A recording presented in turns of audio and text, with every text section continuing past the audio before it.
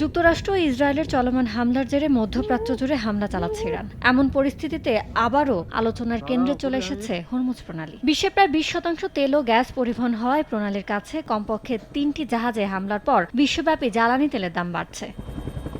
বার্তা সংস্থা রয়টার্স জানায়, সোমবার সকালে প্রতি ব্যারেল ব্রেন্ট ক্রুডের দাম 4.5% বেড়ে $76 দাঁড়িয়েছে। আর ওয়েস্ট টেক্সাস ইন্টারমিডিয়েটের দাম 3.9% বেড়ে ব্যারেল প্রতি দাঁড়িয়েছে $69.59।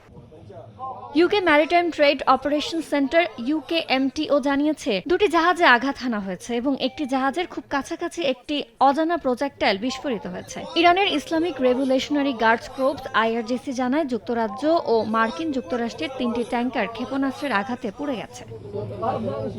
অবশ্য জাহাজগুলোকে এই প্রণালী এড়িয়ে চলার জন্য সতর্ক করেছে ইরান। প্রণালীর প্রবেশপথে আন্তর্জাতিক জাহাজ চলাচল প্রায় স্থবির হয়ে পড়েছে।